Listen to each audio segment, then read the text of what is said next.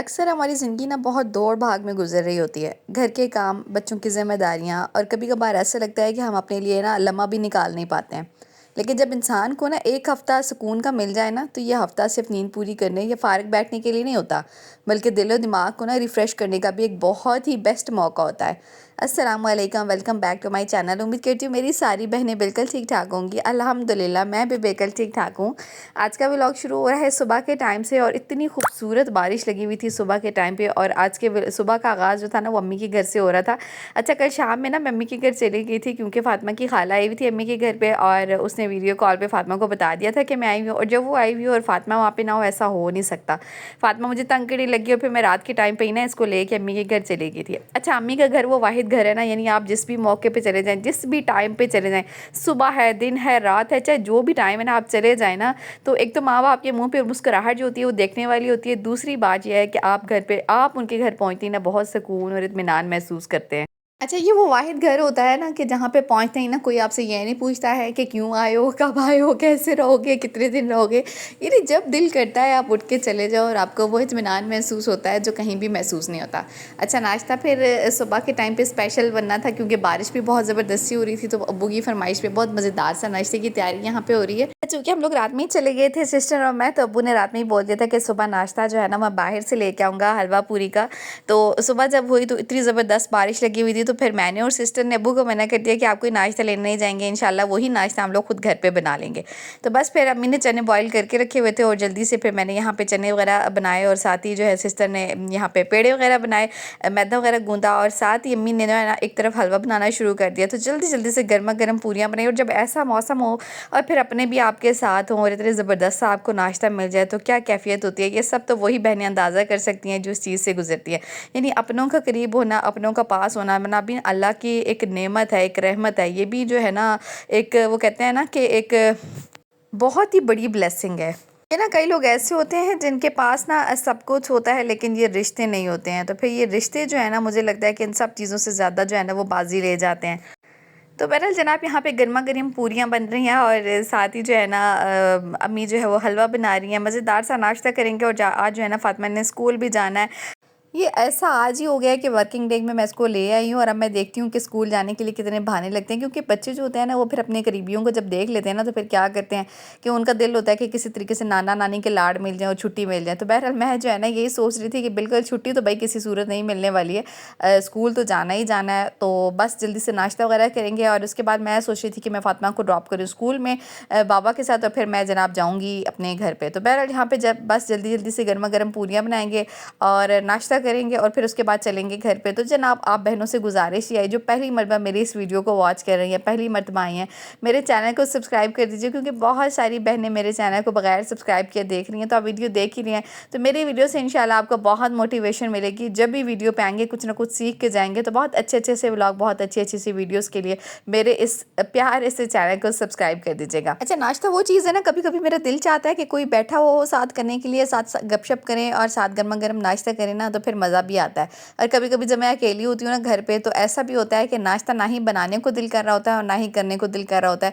यही सोचती हूँ कि कोई साथ होता तो बना भी लेती, क्योंकि हस्बैंड जो वो जल्दी ऑफिस चले जाते हैं, फ़ातिमा स्कूल चली जाती है, तो फिर मैं खुद ही होती हूँ। तो बस कभी नाश्ता हो जाता है और कभी ना नाश्ते में भी मैं सुस्ती कर जाती हूँ। बहरहाल जनाब घर आई तो मैंने सोचा कि नाश्ता वगैरह तो डट के किया हुआ है, अब ऐसे करते हैं कि डट के काम भी कर लेते हैं।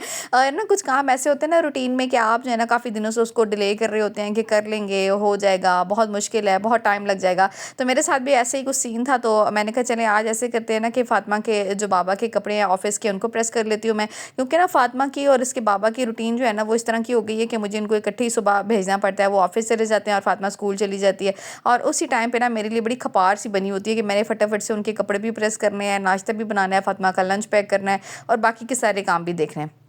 तो इस वजह से मैंने सोचा कि आज ऐसे करते हैं कि अपनी आसानी के लिए ना एक आध हफ्ते के कपड़े जो है ना हस्बैंड के भी प्रेस करके रख देती हूँ और फ़ातिमा के स्कूल के भी ना कपड़े वगैरह कुछ ना कुछ प्रेस करके रख देती हूँ, ताकि कुछ नेक्स्ट आने वाले दिनों में ना थोड़ा रिलीफ मिल जाए। क्योंकि सुबह सुबह जागती ना मुझे यही टेंशन होती है कि लाइट ना चली जाए, क्योंकि अगर लाइट चली जाए ना तो फिर बड़ा वक्ता बनता है। तो लाइट वालों का तो आप सब बहनें जानती हैं कि पाकिस्तान में रह के कोई भरोसा नहीं होता है कि कब चली जाए और कब आ जाए। तो मैंने सोचा कि भाई ऐसे करते हैं कि आज जो है ना कपड़े शपड़े निकालते हैं, हिम्मत मारते हैं और जाके ना इनको प्रेस कर देते हैं। अच्छा, कपड़े प्रेस करना ऐसा काम है ना कि मुझे ये कभी भी पसंद नहीं है, कभी भी। यानी मैं शादी से पहले अपने कपड़े बिल्कुल भी प्रेस नहीं करती थी, बल्कि ऐसे ही पहन लेती थी घर में। और यही रूटीन मेरी कुछ टाइम तक शादी के बाद भी रही है कि मैंने कपड़े जब भी पहने ना बगैर प्रेस किए पहने हैं, कि मैं यही सोचती थी कि घर ही के अंदर है तो क्या करने हैं प्रेस करके। अच्छा, फिर उसके बाद फिर जो है ना हस्बैंड के जो कपड़े वगैरह थे वो मुझे प्रेस करने पड़े। तो पहले तो मैंने शुरू में बड़ी मोहब्बत से प्रेस किए कि भाई हस्बैंड के कपड़े हैं। उसके बाद जब वो कहते हैं ना कि जब एक चीज़ आपकी ड्यूटी बन जाती है ना तो फिर आपको बड़ा मुश्किल लगने लग जाता है, तो फिर ये काम जो है ना मेरे ऐसा ऐसा ड्यूटी भी शामिल हो गया। अच्छा, फिर इस दौरान ना मैंने एक्सेप्ट किया। अच्छा, इसकी ना मेरी आदत इस वजह से नहीं थी कि जो मेरे स्पेशली जो मर्दाना कपड़े होते हैं, जो मर्दों के कपड़े होते हैं, वो थोड़ा सा मुझे लगता है कि उसके कफ कलर और ये सारी चीज़ें ना इस्त्री करना बड़ा मुश्किल होता है।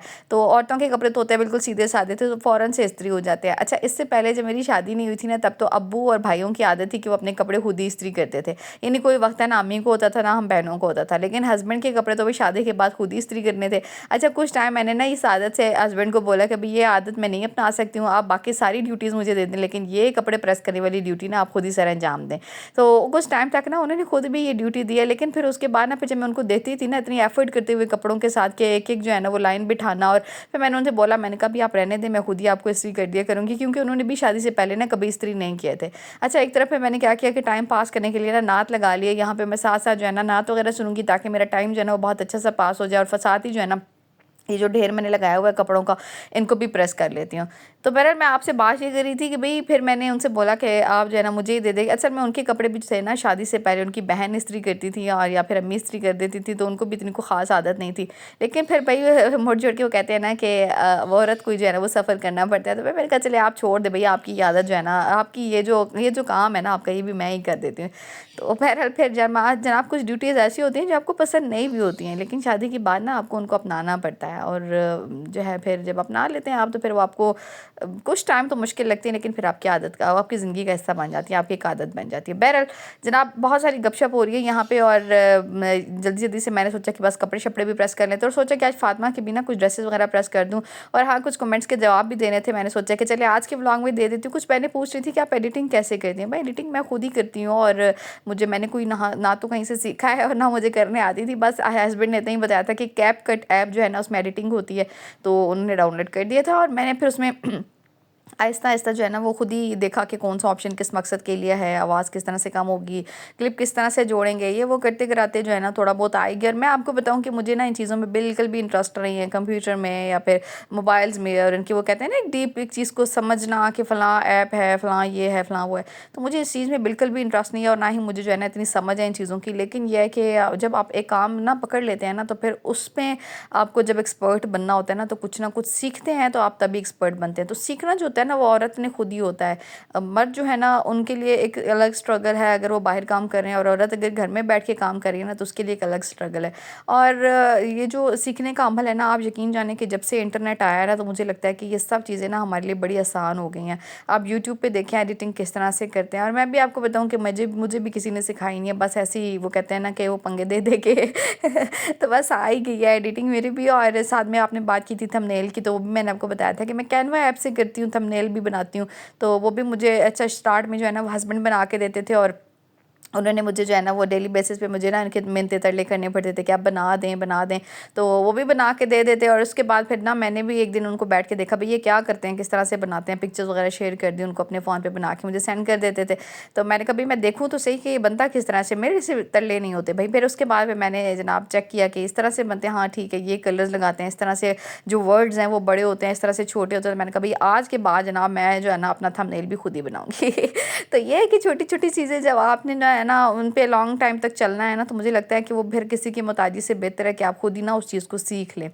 तो बस इस तरह से जो है ना ये आ गया मुझे। तो बहरहाल यहाँ पे मैं जो है ना फातिमा के कपड़े प्रेस कर रही हूँ, और एक बहन ने मुझे बोला था कि कार्टून्स वाले कपड़े ना लिया करें, और बेटी को जो है ना वो आप पूरे कपड़े पहनाया करें, जो जैसे हमारे मुसलमानों का एक लिबास होता है ना वो। तो आपका कमेंट मुझे बहुत अच्छा लगा था मेरी बहन। लेकिन बात यह है कि मैंने ना फातिमा के हमेशा जो है ना वो घर ही पे कपड़े बनाना प्रेफर किया है कि इसके जो है ना कंफर्ट लेवल को देखते हुए, इसके पर्दे को देखते हुए एक अच्छा जो ड्रेस है ना घर पे फुल ड्रेस इसका वही बनाऊँ।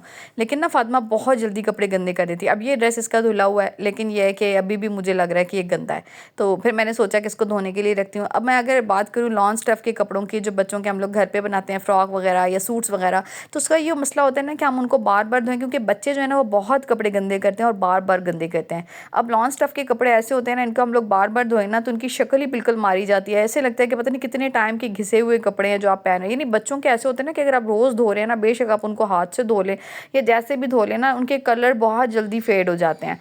तो मैं फ़ातिमा के चूँकि इतने महँगे कपड़े लेती भी नहीं हूँ, बाज़ार नॉर्मल शॉप्स वगैरह से लेती हूँ। अब कुछ मैंने यहाँ पे ब्रांड्स की बात करने आ जाएँगी कि फ़लाने ब्रांड के कलर जो है ना वो नहीं ख़राब होते हैं, मैं फ़ातिमा के हमेशा कपड़े लोकल मार्केट से लेती हूँ, कोई ब्रांड्स वगैरह से नहीं लेती हूँ। तो मैं आपसे लोकल मार्केट के कपड़ों की बात कर रही हूँ कि मैं जब भी इसके कपड़े लेती हूँ, कोई इतनी लो क्वालिटी वाले भी नहीं लेती हूँ, मैंने अच्छी क्वालिटी के भी लेके देखे हैं। इसके कपड़ों के कलर बहुत जल्दी फेड हो जाते हैं। दूसरी चीज़ के कपड़े फट जाते हैं, क्योंकि बच्चों बच्चों का आपको पता है कि उनका लाइफ़स्टाइल इस तरह से होता है कि उन्होंने खेलना कूदना भी होता है, भागना भी होता है, छलांग भी लगानी होती है, तो उस पे ना ये बहुत जल्दी फट जाते थे। तो मैंने सोचा कि इसके स्कूल का जब टाइम शुरू होने लगा है ना, तो मैं इसके ऐसे कपड़े लूँ जो कंफर्टेबल हो। स्पेशली जीन्स वगैरह ऐसी होती है ना, ये नहीं बहुत जल्दी फटती नहीं है, इनका कलर बहुत जल्दी फेड नहीं होता और बच्चा कंफर्टेबल महसूस करता है। तो इस चीज़ को देखते हुए मैंने फिर जो है ना इन कपड़ों का इंतखाब किया है, बस मजबूर होते हुए। वरना जो है मैं फ़ातिमा के कपड़ों का फुल होना, बाजुओं का फुल होना, पजामे का यानी इसके जो भी टाइट्स हैं या जो भी पैंट्स है उसका फुल होने का मैं बहुत ध्यान रखती हूँ। तो और बाकी जो शॉर्ट्स आपको नज़र आ रही थी जो मैं प्रेस कर रही थी, वो भी माशाल्लाह से इसके तकरीबन टखने से थोड़ी सी ऊपर है, ज़्यादा ऊपर नहीं है, यानी नीज़ तक नहीं, नीज़ से नीचे है। तो मैं इस चीज़ का बहुत ध्यान रखती हूँ। तो मेरा रखना भी चाहिए भाई, बेटियाँ जो है ना वो पर्दे में ही रहें तो वो अच्छी लगती हैं। और हमारे माशरे में ना कुछ ऐसा आ चुका है कि मतलब ना बेपर्दगी को ना लोग बहुत ज़्यादा ऐसे समझते हैं कि भाई हम लोग बेपर्दा होंगे ना तो हम बहुत ज़्यादा कॉन्फिडेंट होंगे। और बेपर्दगी को ना फ़ैशन का नाम दे दिया गया है कि भाई जो फैशनेबल है ना बस वो बेपर्दा ही होगा। अल्लाह माफ़ करें इन चीज़ों से। तो बहरहाल अच्छा, फिर मैं ना आ गई थी फ्रिज साफ़ करने के लिए, और 1 हफ़्ते का जो है ना सुकून, बल्कि 1 हफ़्ते का नहीं 1 महीने का, क्योंकि मैं हफ़्तों में साफ़ नहीं करती हूँ भाई, मैंने कोई भी हफ़्ते में 1 दफ़ा फ्रिज साफ़ नहीं करता होगा, तो भाई 1 महीने बाद 1 दफ़ा ही साफ़ होती है फ्रिज। तो काफ़ी दिनों से गंदी हुई पड़ी थी, मैंने कहा चलें भाई इसकी जो है ना जल्दी-जल्दी से क्लीनिंग कर लेते हैं, थोड़ी बहुत इसकी सफाई है उसको कर लेते हैं। और मैं बस स्पंज लेकर आई थी ना, थोड़ा सा लिक्विड डिश वॉश लगा के, मैंने कहा चले स्पंज की मदद से एक दफ़ा अच्छे से डिश वॉश इसके अंदर लगा के ना, तो मैं इसी स्पंज की मदद से ना इसको पानी से बहुत अच्छे तरीके से साफ़ कर लूँगी। अच्छा, ऊपर का हिस्सा जो है ना मैंने अभी साफ़ नहीं करना है, क्योंकि मेरा कल एक ऑर्डर है केक का, और मेरा मसला बस यही है कि मेरे केक्स के ऑर्डर होते हैं ना, तो मैं बस इसी वजह से फ्रिज को बहुत ज़्यादा देर तक बंद नहीं कर सकती हूँ, क्योंकि मुझे फ्रिज की बहुत अच्छी सी कूलिंग चाहिए होती है, स्पेशली फ्रीज़र की। तो बस इसी वजह से जो है ना मैं ऊपर के हिस्से को साफ़ नहीं कर पाऊँगी। उसको इंशाल्लाह मैं फिर को 3-4 दिनों तक कर लूँगी, लेकिन फ़िलहाल जो है मैंने कहा चले भाई नीचे का जो हिस्सा बहुत गंदा हो रहा है ना, इसको जल्दी-जल्दी से साफ़-सुथरा कर लेते हैं और अपनी बास्केट्स वगैरह जो है ना वो वापस लगा देते हैं। अच्छा, मेरे फ्रिज पे ना अभी तकरीबन इसको लगाए हुए मुझे 5 साल ही हुए हैं, लेकिन ये है कि इसके जो रैक्स होते हैं ना, यानी जिनको हम लोग ग्रिल्स बोलते हैं, उनके ऊपर ना थोड़ा-सा ज़ंग आने लग गया है। अब वो क्यों आने लग रहा है मुझे समझ नहीं आई इस चीज़ की। वैसे मैं ना इसका बहुत ज़्यादा ध्यान रखती हूँ कि कोई भी फ्रूट, वेजिटेबल कोई बास्केट ऐसी गीली ना रखूँ इसके अंदर, और यानी जिस तरह से ना ज़ंग से बचने के लिए जो-जो तदाबीर की जाती है ना, मैं वो सारी करती हूँ। और जब भी फ्रिज वगैरह को साफ़ करती हूँ तो कोशिश करती हूँ इस तरह से एक पंखा वगैरह लगा देती हूँ और बहुत अच्छे तरीके से फ्रिज को ड्राई करती हूँ, और उसके बाद फिर मैं बंद करती हूँ और चलाती हूँ। तो ये चीज़ जो है ना पता नहीं क्यों हो रही है, मुझे नहीं पता है, आप कमेंट्स में ज़रूर बताइएगा। और मुझे ये भी बताइएगा कि क्या अगर ये दोबारा लेने जाएँ तो दोबारा से मिल जाती हैं? यानी अभी तो फ़िलहाल ये चल रही हैं, लेकिन इन केस अगर ये बहुत जल्दी ख़राब हो जाती हैं तो क्या मुझे ये दोबारा से मिल सकती हैं या नहीं हमारे फ्रिज के साइज़ की सेम? तो कोई बहन अगर इस बारे में इंफॉर्मेशन रखती है ना तो मुझे ज़रूर बताइएगा। तो बस जनाब, मैंने इसको जल्दी-जल्दी से ना स्पंज की मदद से साफ़ किया, और आज जो है ना मैंने कहा चलें धूप है ना हल्की-सी बाहर, तो अभी थोड़ी देर ना धूप पे रख देते हैं। और मौसम का भी कोई पता नहीं होता है, थोड़ी देर बाद बारिश हो जाएगी, थोड़ी देर में बादल आ जाएँगे और थोड़ी ही देर में धूप निकल आएगी। तो बहरहाल हल्की सी धूप आ गई थी बाहर, मैंने कहा चलिए इसको थोड़ी देर धूप पे सुखाने के लिए रखते हैं। और ये जो मैंने इसके डब्बे से धोए थे, दराज हम लोग इसको बोलते हैं, भई इनको भी मैंने कहा चलिए अभी गीले हैं, इनको भी थोड़ी देर जाके ना धूप पे रख देती हूँ, खुश्क कर लेती हूँ अच्छे से, और इसको फिर उसके बाद फिर ना उठा के फ्रिज में रखा दूँगी। तो मैंने ये जो एक तरीका है ना मैं हमेशा अपनाती हूँ जब भी फ्रिज साफ़ करती हूँ, लेकिन उसके बावजूद क्यों ज़ंग आ गया मुझे नहीं पता है। तो बहरहाल बस इसको जो है ना मैं रख देती हूँ धूप पे, और तकरीबन आधे घंटे का टाइम मैं इसको ना देती हूँ मज़ीद, जो है ना ये अच्छे से ड्राई हो जाए। फिर मैं किचन में आई ना तो मेरे पास दाल एक फ्रीज़ हुई पड़ी हुई थी, जो मैंने 3 दालें मिक्स करके बनाई थी, और आज फ्रिज साफ़ करके मैं थक गई थी, तो सोचा भी इसी दाल को ना रिफ्रेश करते हैं, जल्दी से एक तड़का नया लगाते हैं, और आज के दिन जो है ना बस यही दिन के टाइम पे चलाएँगे। तो अपने लिए ना खुद भी आसानी कभी-कभी कामों में पैदा कर लेनी चाहिए। ज़रूरी नहीं होता है कि आपने हर चीज़ को जो है ना बहुत ही परफेक्टली मैनेज करना है। पहले मैनेज कर लेना बहुत अच्छी बात है, समझदारी वाली बात है, लेकिन कभी-कभी ना अपने लिए भी आसानी ढूँढ लेनी चाहिए भई। तो बहरहाल जल्दी से उसको तड़का-शड़का लगा के मैं वापस आई, इतनी देर में देखा तो मेरी फ्रिज जो है ना बहुत अच्छे तरीके से ड्राई हो चुकी थी।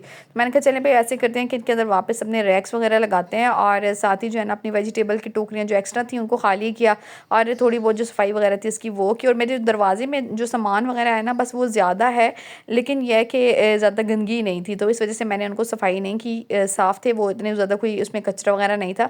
बस कुछ चीज़ें ऐसी हैं जो रखना मजबूरी है, इसी वजह से ना बहुत ज़्यादा हैवी दरवाज़ा हुआ रहता है ना मेरा। इन्हें कुछ दवाइयाँ वगैरह हैं, कुछ हस्बैंड की हैं, कुछ फातिमा की हैं और फिर केचप है या इस तरह की कुछ। हाँ, और एक और चीज़ सबसे ज़्यादा बाहर बनाती है मेरे इस दरवाजे में, वो है इत्र। तो हस्बैंड जो है ना वो परफ्यूम्स और इत्र प्रेफर करते हैं कि वो फ्रिज के अंदर रखें, क्योंकि उनके मुताबिक ना फिर वो लॉन्ग लास्टिंग हो जाते हैं जब हम उनको ज़रा ना इस तरह के टेम्परेचर में रखते हैं।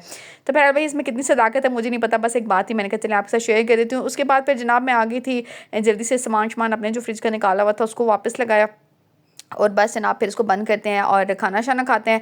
आज का व्लॉग जनाब यहीं तक था। उम्मीद करती हूँ आज का व्लॉग मेरी बहनों को पसंद आया। अगर पसंद आया तो लाइक कमेंट शेयर ज़रूर कीजिएगा। अपना बहुत सारा ख्याल रखिएगा और मुझे अपनी दुआ में याद रखिएगा। अल्लाह हाफिज़।